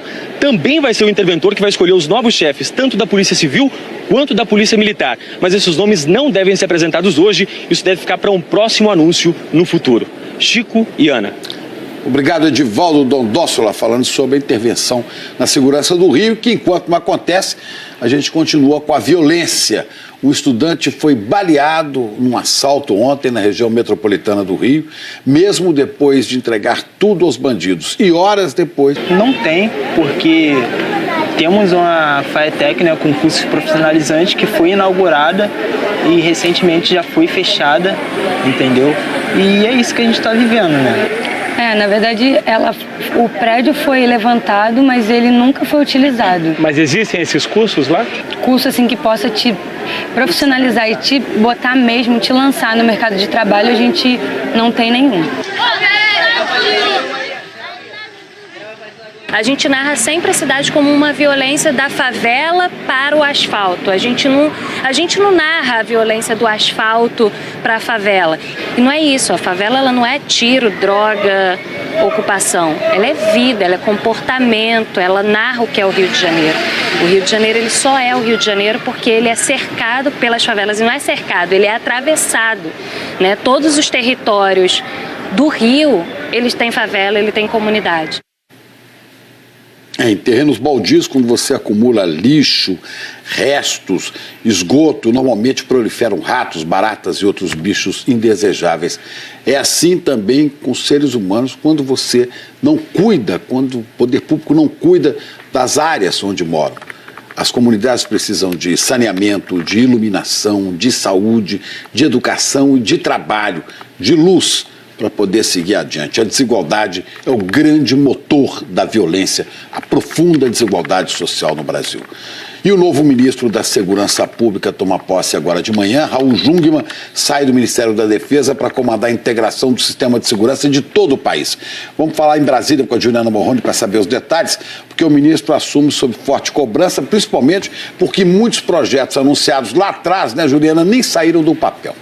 São muitos os desafios, né, Chico? Bom dia a você, bom dia, Ana, bom dia a todos. Olha, no ano passado, por exemplo, foi anunciado um plano nacional de segurança depois daquela crise no sistema penitenciário. Na prática, nada mudou, nada avançou. Outros projetos sugeridos pelos governos estaduais ficaram na gaveta porque não estavam bem elaborados. A medida provisória foi assinada ontem à noite. Assim, foi formalizada a criação do Ministério Extraordinário da Segurança Pública, o 29º do governo Temer. A nova pasta, segundo a MP, vai coordenar e promover a integração da segurança pública em todo o território nacional, em cooperação com os estados. Raul Jungmann foi deslocado do Ministério da Defesa para o posto 10 dias depois de decretada a intervenção federal na segurança do Rio e vai comandar a Polícia Federal, Polícia Rodoviária Federal, a Força Nacional e o Departamento Penitenciário, que faziam parte do Ministério da Justiça. Os servidores que já fazem parte do quadro com essas análises técnicas. O tribunal não tem prazo para levar a votação desse processo para o plenário. Já a Associação Brasileira de Concessionárias de Rodovias disse que o TCU fez uma análise simplista e distante da realidade. Desconsidera índices de execuções previstos nos contratos e ignora a interferência decorrente de atraso decorrente da interferência pública e da morosidade previstas em obtenções que não constavam nos contratos originais, nos projetos originais dessas concessões. Chico e Ana. Jó, quando que não é amoroso, né? O recebimento do dinheiro do pedágio e a burocracia. Agora, quem viaja pelas estradas sabe a situação que nós encontramos. Explicações a burocracia tem todas, mas não resolve o problema. Agora vamos falar do tempo. São Paulo, bombeiros retomaram agora há pouco as buscas por um menino de 9 anos, menino que desapareceu durante o temporal que caiu ontem na capital paulista.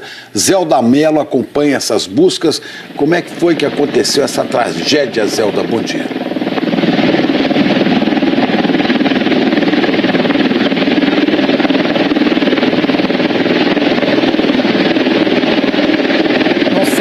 Bom dia, Chico, bom dia a todos. Pois é, as buscas começaram de manhã. Um menino, ele foi pegar uma bola, jogava futebol, o menino Matheus, de 9 anos de idade, e acabou, segundo testemunhas, escorregando, caiu no córrego, córrego Rincão, e foi levado pela correnteza. As buscas estão concentradas agora de manhã porque há previsão de chuva forte ainda no período da tarde. São 3 frentes, uma indo pelo córrego, uma frente aérea e outra equipe indo por terra para ver se encontra um menino. Essas 3 equipes devem se encontrar na altura da Marginal Tietê. A grande dificuldade dos bombeiros aqui é que este córrego ele tem várias galerias. Então, no trecho em que ele é descoberto, é um pouco mais fácil fazer a busca. Mas quando se fala nas galerias fechadas, aí essa é a grande dificuldade dos bombeiros. Ontem choveu forte na cidade, vários córregos transbordaram e o trânsito ficou extremamente complicado. Chico, Ana. Que desespero aí, né, Zelda? Obrigada pelas informações. Vamos falar então mais dessa chuva com a Isabela Camargo? Saber se tem previsão realmente, né, de mais chuva para São Paulo. A Zelda já adiantou, né, Isabela, que vai ter mais chuva, mas vai ser forte assim que nessa de ontem? Vai sim, Ana.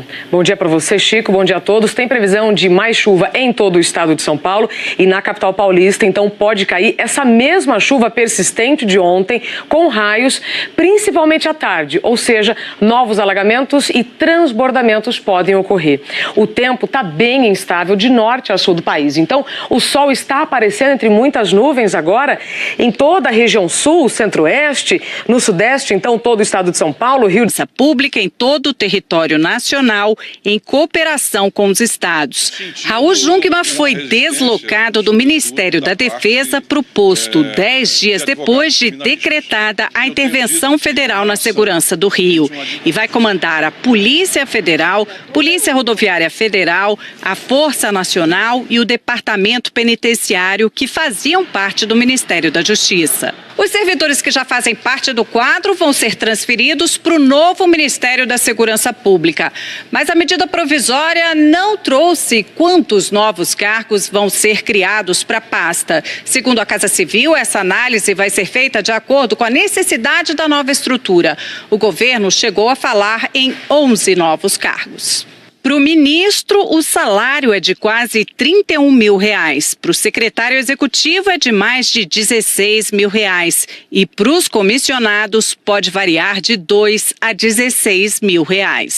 Para a oposição, a criação do Ministério é medida eleitoreira e não se justifica. A rede diz que o Plano Nacional de Segurança, lançado há um ano, sequer foi cumprido. Nenhum dos 5 presídios foi feito e a cooperação entre as polícias não aconteceu. O que resolve o problema da segurança pública não é criar novos ministérios, é política de segurança pública. O investimento em inteligência, com o papel devido das Forças Armadas, evitando o tráfico de armas e o tráfico de drogas, é isso que resolve. Para líderes governistas, a oposição está no papel de criticar e a preocupação com dinheiro não procede. O governo, quando autoriza esse tipo de despesa, ele sabe que tem o financeiro. É óbvio que não vai haver milhões, assim, um exagero, mas tem recurso sim para vencer essa guerra contra os bandidos, os traficantes, lá no Rio de Janeiro, bloquear mais a fronteira e dar um exemplo de que polícia existe. O Congresso vai ter 120 dias para aprovar a medida provisória. Pode também rejeitar ou mudar a MP. E os presidentes da Câmara e do Senado querem, nesse tempo, aprovar projetos de segurança. No Senado, tem um que proíbe o bloqueio de dinheiro do orçamento da União para a área de segurança. E o presidente da Câmara disse que hoje discute com os líderes um projeto que cria o Sistema Único de Segurança Pública. Quanto ao Ministério da Justiça, esse continua com Torquato Jardim, que terá a pasta reduzida à metade. E no Ministério da Defesa, no lugar de Jungmann, assume interinamente o general do Exército Joaquim Silva Luna, o primeiro militar no comando da pasta desde a criação em 99. Governistas defendem que ele fique no cargo até abril, quando o presidente deve fazer uma reforma na esplanada com a saída dos que serão. Forma de combater e diminuir a corrupção dentro das corporações. Além de dar esses detalhes, o interventor também deve apresentar hoje o novo secretário de Segurança Pública do Estado, o general Richard Fernandes Nunes, e também o chefe de gabinete de intervenção, o também general Mauro Sinotti, que vai ficar responsável por toda a parte operacional dessa intervenção. Também vai ser o interventor que vai escolher os novos chefes, tanto da Polícia Civil quanto da Polícia Militar. Mas esses nomes não devem ser apresentados hoje, isso deve ficar para um próximo anúncio no futuro. Chico e Ana. Obrigado, Edivaldo Dondossola, falando sobre a intervenção na segurança do Rio, que enquanto não acontece, a gente continua com a violência. Um estudante foi baleado num assalto ontem na região metropolitana do Rio, mesmo depois de entregar tudo aos bandidos. E horas depois, um advogado foi assassinado, também durante um assalto. O advogado Marcos Gil de Souza, de 43 anos, morreu depois de ser assaltado na Tijuca, zona norte do Rio. O advogado foi socorrido aqui para o Hospital Municipal Souza Aguiar, mas ele morreu logo depois. 5 horas antes, um adolescente de 16 anos também levou um tiro em outro assalto. O estudante saía do colégio em São Gonçalo, na região metropolitana. Ele entregou o celular, não reagiu e mesmo assim foi baleado na porta da escola. Ele foi levado para o hospital e passa bem. Ele está ciente, estável, sem nenhuma sequela, graças a Deus. Ontem, a Polícia Rodoviária Federal apreendeu um carregamento de armas num carro na Via Dutra, em Seropédica, na Baixada Fluminense. 12 fuzis, 33 pistolas, mais de 100 carregadores, uma granada e ainda aproximadamente 40 mil munições. O arsenal veio de Foz do Iguaçu, no Paraná, e seria entregue a traficantes da favela Nova Holanda, no Complexo da Maré, uma das áreas mais violentas do Rio. Nesta segunda-feira, caminhões e blindados do Exército voltaram a circular na região da Vila Kennedy, na zona oeste da cidade. Os militares retiraram barricadas montadas por traficantes. A Ordem dos Advogados do Rio de Janeiro anunciou que criou um observatório jurídico para acompanhar as ações da intervenção. O grupo resolveu pedir explicações às Forças Armadas sobre os critérios para fichamento de moradores de comunidades feito por soldados do Exército na semana passada. O que nos pareceu inequívoco é que esses critérios precisam ser públicos e comunicados à sociedade. Por essa razão, o Observatório deliberou por oficiar ao interventor para que ele forneça à OAB, mas sobretudo à sociedade fluminense, os critérios que devem pautar esse, entre aspas, fichamento. O Exército afirma que não houve ilegalidade e que fotografar pessoas com suas carteiras de identidade pode ser justificado para afastar qualquer suspeita de falsidade. Jungmann assume a nova pasta e o Ministério da Defesa vai ser comandado por um militar pela primeira vez desde que foi criado há quase 20 anos. A Procuradora-Geral da República pede ao Supremo que proíba Fernando Segovia, diretor da Polícia Federal, de interferir na investigação sobre o presidente Temer. Está na mão do ministro Edson Fachin a palavra final sobre os benefícios concedidos aos donos da JF. Ontem, a Procuradoria suspendeu o acordo de delação premiada com Wesley Batista, medida que já tinha sido tomada em relação ao irmão dele, Joesley. A campanha de vacinação contra a febre amarela não decola e preocupa especialistas em saúde. 11 milhões de pessoas ainda precisam ser imunizadas no Rio, em São Paulo e na Bahia. Foram retomadas agora de manhã as buscas por um menino arrastado pela enxurrada em São Paulo. O temporal alagou ruas e deixou o trânsito ainda mais caótico. E na Europa, a pior onda de frio dos últimos anos matou 10 pessoas e causa transtornos em várias cidades. Nevou até em lugares normalmente ensolarados. E são estes os nossos destaques. E hoje é terça-feira, 27 de fevereiro. Expectativa no Rio de Janeiro. O general interventor federal na segurança do Estado, general Braga Neto, vai apresentar hoje o seu plano de combate ao crime no estado do Rio. As decisões vão ser tomadas no Centro Integrado de Comando e Controle, onde vão ficar, então, os responsáveis pela segurança. E é para lá, então, que a gente vai, ao vivo, conversar com o repórter Edivaldo Dondosola, que tem as primeiras informações sobre essas medidas tão aguardadas, né, Edivaldo? Bom dia para você.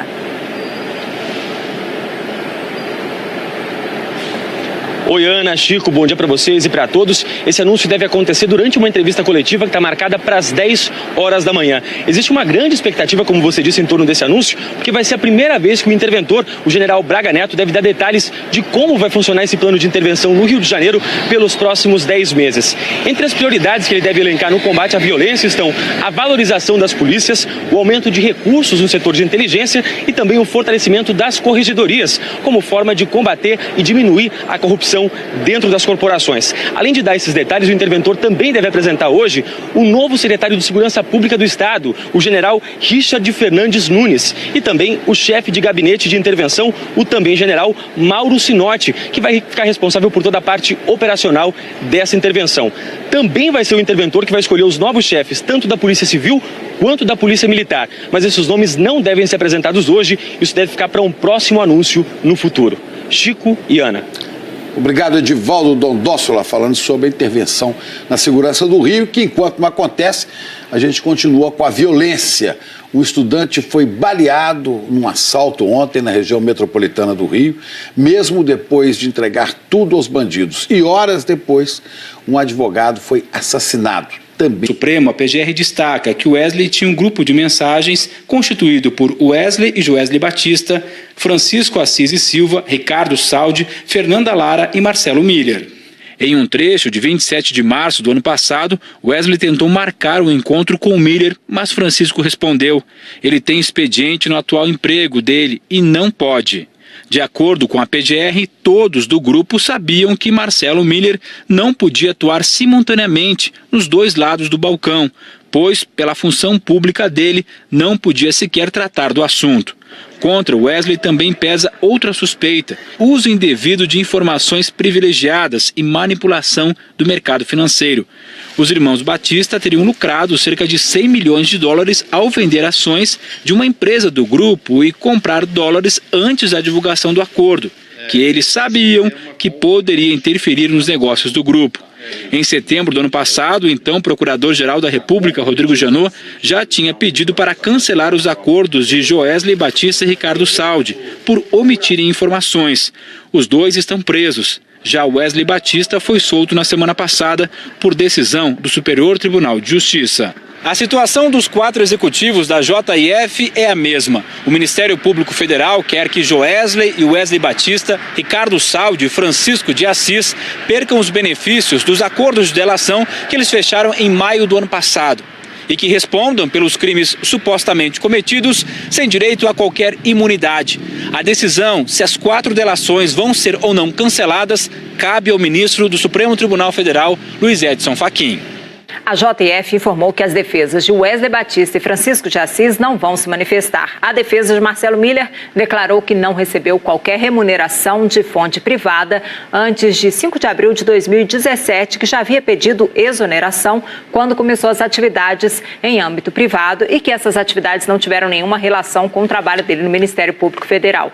E que os R$700 mil não correspondem por nenhum critério às horas trabalhadas enquanto esteve no escritório de advocacia. Ana, Chico. Tá bom, obrigado, Juliana. E a Polícia Federal indiciou o ex-governador da Bahia, Jacques Wagner, do PT, porque investigações indicam que ele teria recebido R$82 milhões de propina do consórcio que envolve Odebrecht, OAS, consórcio responsável pelas obras da Arena Fonte Nova, em Salvador. A demolição do antigo estádio da Fonte Nova e a construção da nova arena teriam sido superfaturadas em R$450 milhões. A obra foi comandada pelo consórcio formado pelas empresas Odebrecht e OAS.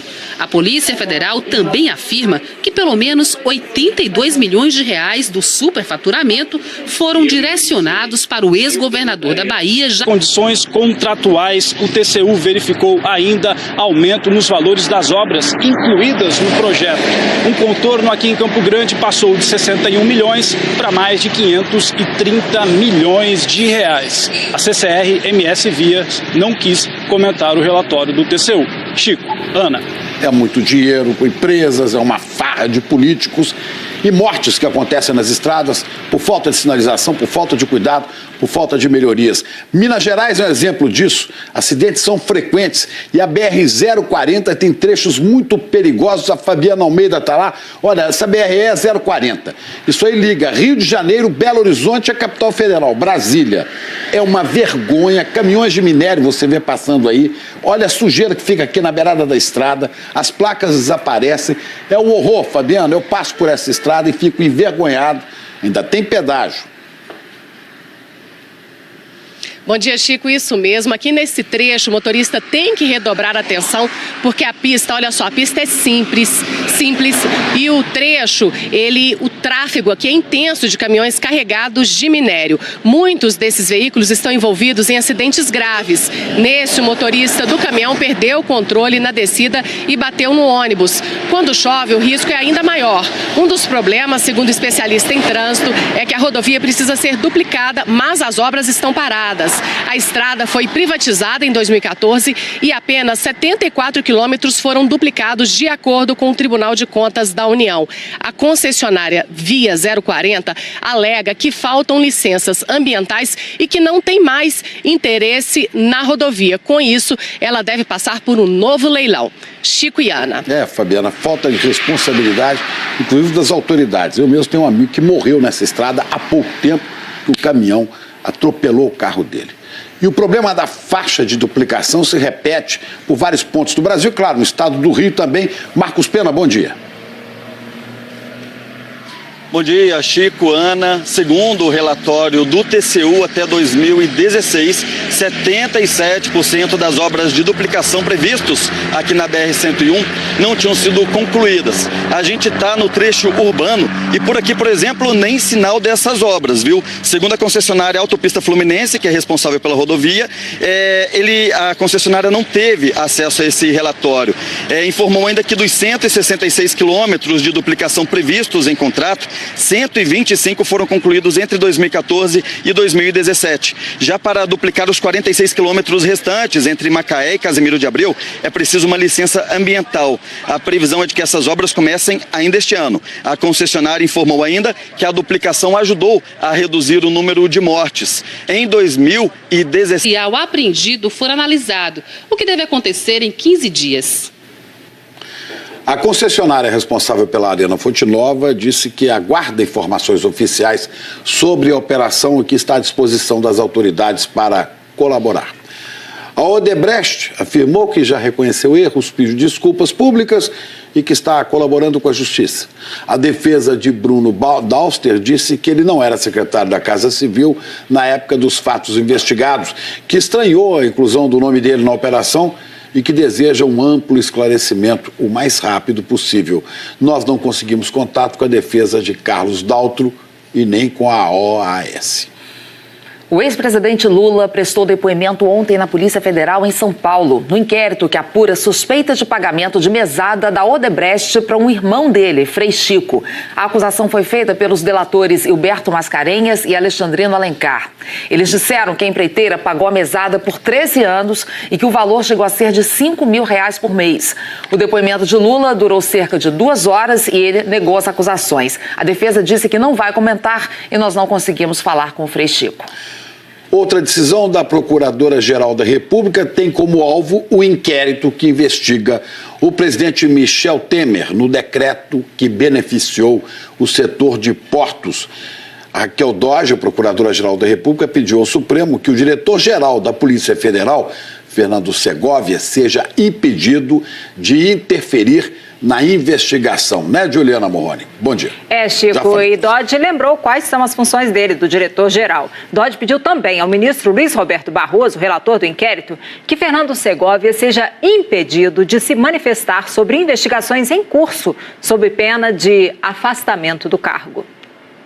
Raquel Dodge reforçou que o regimento interno da Polícia Federal prevê que o cargo ocupado por Fernando Segovia tem natureza administrativa, de forma que seu titular não tem atribuição para conduzir investigações. Quaisquer manifestações a respeito de apurações em curso contrariam os princípios que norteiam a administração pública, em especial o da impessoalidade e da moralidade. Raquel Dodge deu ainda parecer favorável ao pedido de prorrogação das investigações do inquérito por 60 dias, feito na semana passada pela Polícia Federal. O inquérito para investigar a edição do decreto dos portos foi aberto há 5 meses. Um dos motivos alegados para a prorrogação do inquérito é que o Ministério Público ainda tem que analisar alguns pedidos da Polícia Federal. A polícia não quis se manifestar sobre o pedido de Raquel Dodge em relação ao diretor-geral Fernando Segovia. Ana, Chico. Ok, vamos seguir acompanhando. Obrigada, Juliana. Até já. Até já. E a seguir, os bombardeios continuam fazendo vítimas na Síria. Secretário Estadual de Desenvolvimento Econômico. O ex-governador da Bahia negou qualquer recebimento de propina. Estou referindo veementemente as afirmações infundadas que foram prestadas hoje na coletiva da Polícia Federal. Elas são infundadas e, na minha opinião, só servem para virar manchete de jornal. Eu não sei de onde retiraram aquele valor de 82 milhões e acho estranho que antes da investigação chegar ao fim, alguém já se pronuncie nesses termos. A Polícia Federal chegou a pedir a prisão temporária do ex-governador da Bahia e dos outros 2 envolvidos na acusação. Mas as prisões foram negadas pelo Tribunal Regional Federal da Primeira Região.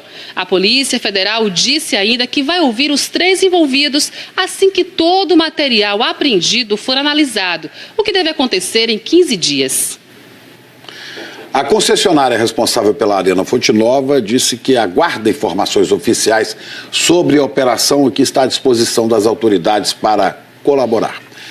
A Odebrecht afirmou que já reconheceu erros, pediu desculpas públicas e que está colaborando com a Justiça.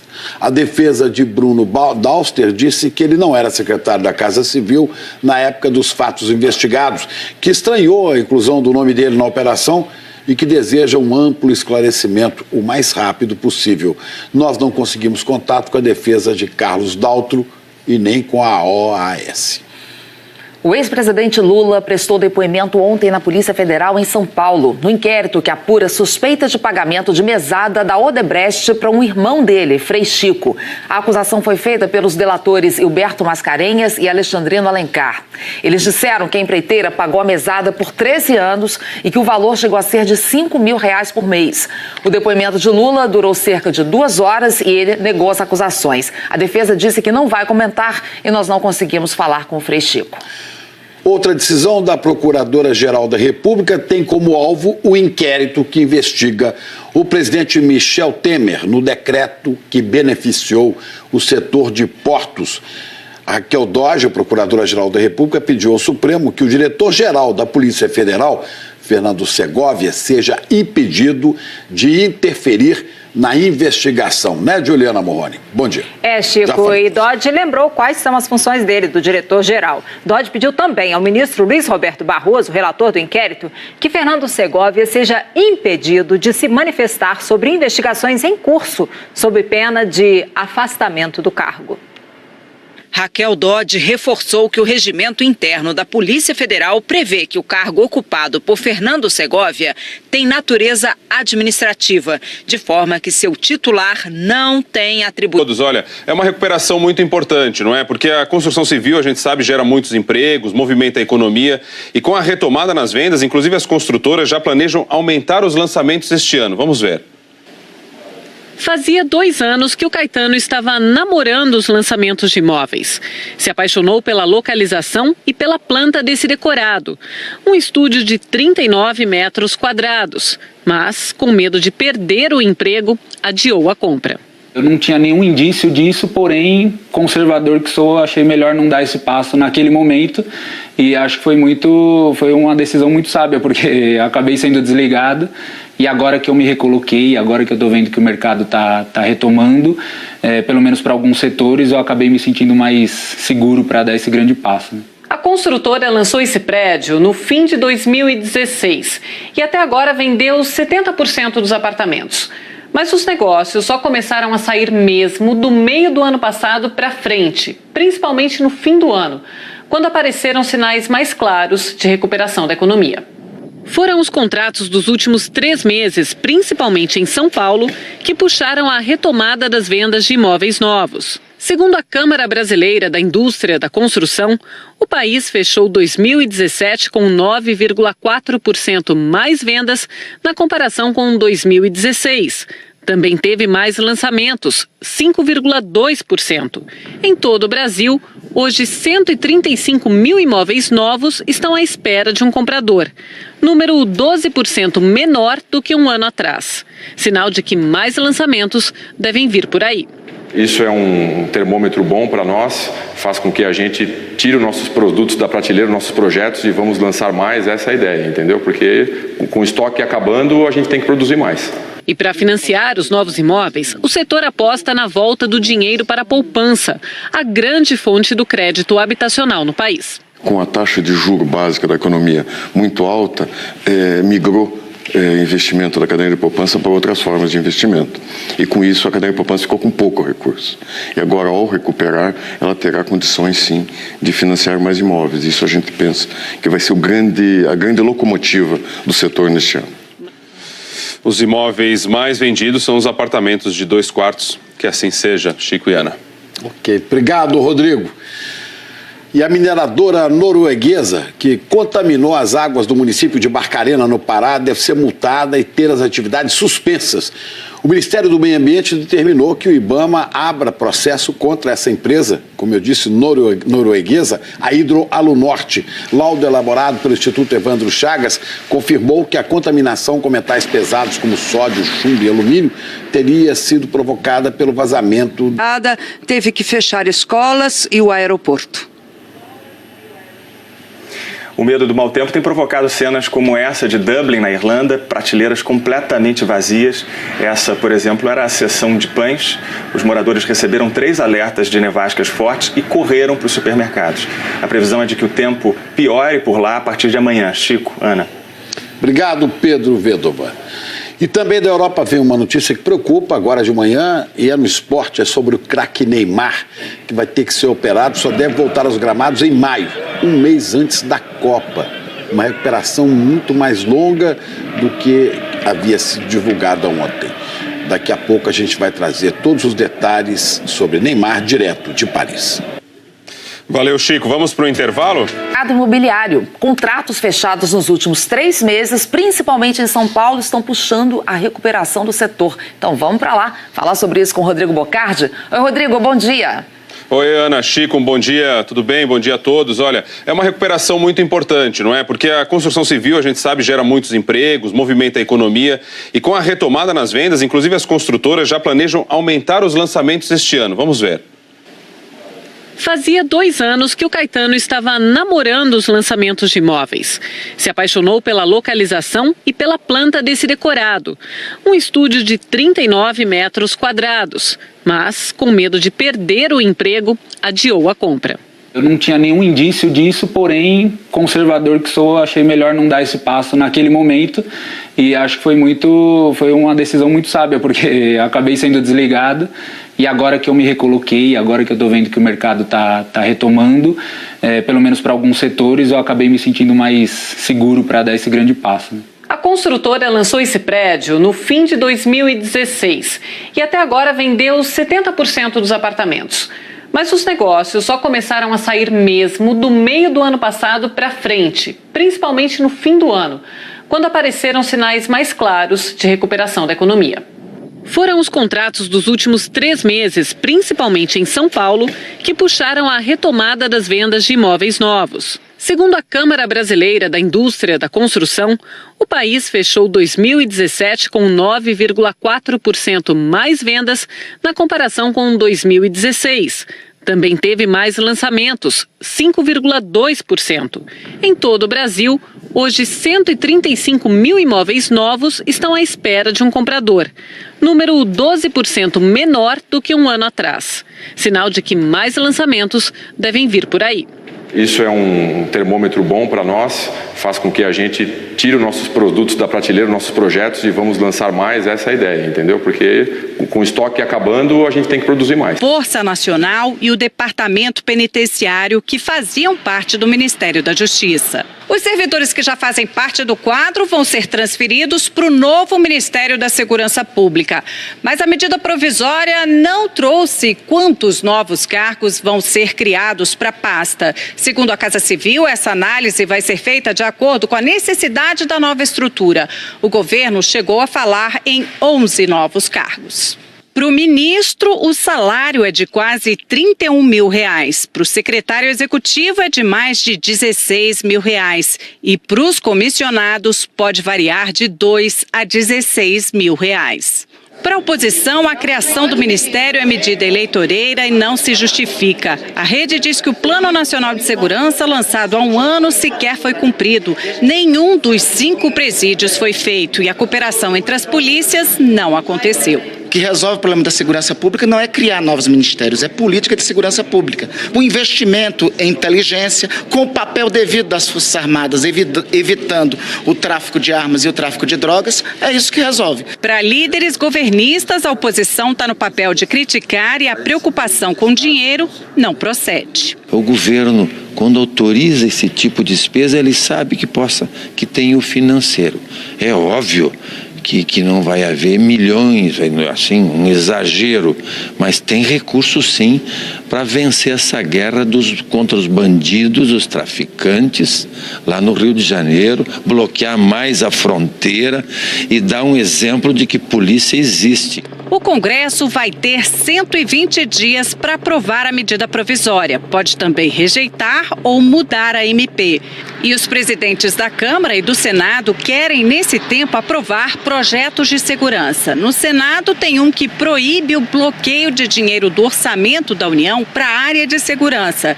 E o presidente da Câmara disse que hoje discute com os líderes um projeto que cria o Sistema Único de Segurança Pública. Quanto ao Ministério da Justiça, esse continua com Torquato Jardim, que terá a pasta reduzida à metade. E no Ministério da Defesa, no lugar de Jungmann, assume interinamente o general do Exército Joaquim Silva Luna, o primeiro militar no comando da pasta desde a criação em 99. Governistas defendem que ele fique no cargo até abril, quando o presidente deve fazer uma reforma na esplanada com a saída dos que serão candidatos. E há quem defenda a volta de um civil para o posto. Com a divisão, o Ministério da Justiça continua cuidando de questões sociais envolvendo refugiados, extradições e até políticas de combate às drogas. Ana, Chico. Pois é, né, Juliana? O Ministério é extraordinário, intervenção federal no Rio também, em princípio, até o fim do ano só.